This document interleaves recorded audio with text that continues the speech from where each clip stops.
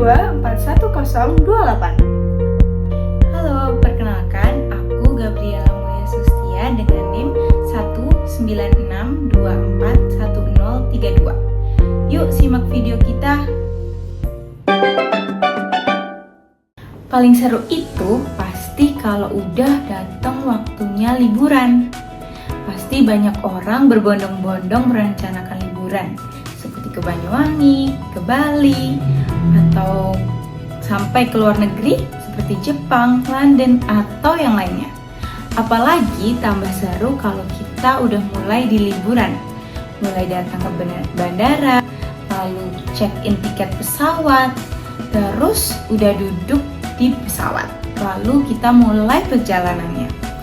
Tapi pernah nggak sih kalian saat duduk lama di pesawat tiba-tiba ngerasa kakinya rasanya sakit banget? Nah, itu bukan sekedar nasib sial aja, tapi ada ilmu fisiologi di balik itu semua. Yuk simak penjelasan dari kita. Wajar banget kalau orang merasa kakinya mati rasa atau kram pada saat perjalanan panjang. Ini tandanya tubuh kita minta bergerak. Gejala ini muncul dari kombinasi biolistrik otot, sirkulasi darah yang terhambat, dan posisi stasis. Nah, pada level organ, sistem muskuloskeletal itu berperan penting untuk sistem kardiovaskular. Nah, caranya itu lewat mekanisme skeletal muscle pump. Nah, kontraksi pada otot betis akan menekan vena dan mendorong darah kembali ke jantung. Saat kita duduk lama di pesawat, pompa ini berhenti bekerja. Maka akibatnya terjadi pooling darah pada tungkai yang meningkatkan tekanan pada otot dan juga saraf.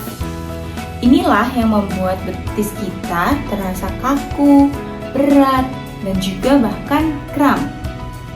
Pada level jaringan, otot rangka dan jaringan pembuluh darah bekerja sama.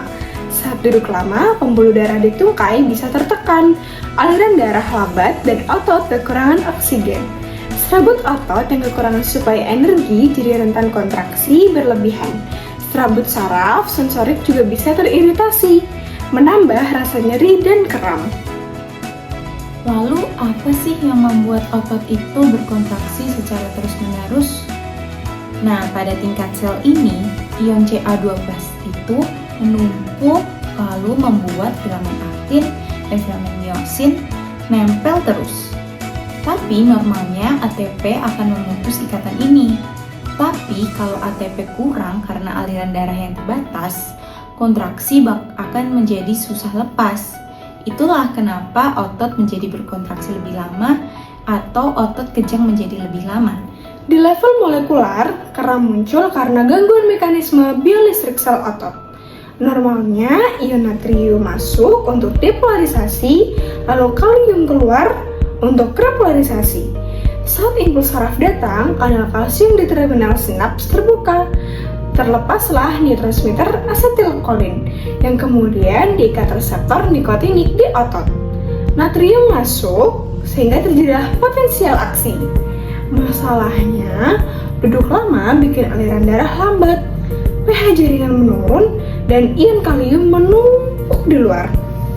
Akibatnya, repolarisasi melambat, otot lebih mudah tembak sinyal tanpa kontrol, sehingga terjadilah kontraksi mendadak alias kram. Secara klinis, duduk terlalu lama saat traveling bisa menimbulkan masalah yang serius. Studi oleh Okinoka et al. Pada tahun 2021 dengan judul ini menunjukkan hanya dengan duduk diam selama 2 jam, kekakuan pada otot betis akan meningkatkan secara signifikan. Nah, hal ini dibuktikan dengan ada kenaikan shear wave velocity atau SWV yang mengindikasikan adanya tekanan intramuskular yang lebih tinggi. Nah, menariknya, cukup dengan leg raising selama 3 menit, SWV akan langsung turun. Artinya, gerakan sederhana yang ini mampu mengurangi tekanan otot, serta membaiki aliran darah dan mencegah gejala seperti kram ataupun edema. Caranya mudah, gerakan pergelangan kaki, berdiri sebentar, atau jalan di lorong pesawat. Ingat, tubuh kita butuh listrik dan aliran darah yang lancar biar nggak mogok di perjalanan. Jadi, kalau lagi traveling jauh naik pesawat, jangan lupa gerakin kaki, bukan cuma biar nyaman, tapi juga menyelamatkan kesehatan otot dan juga pembuluh darah kita. Tubuh kita bekerja dengan listrik, ion, otot, dan sirkulasi yang luar biasa canggih.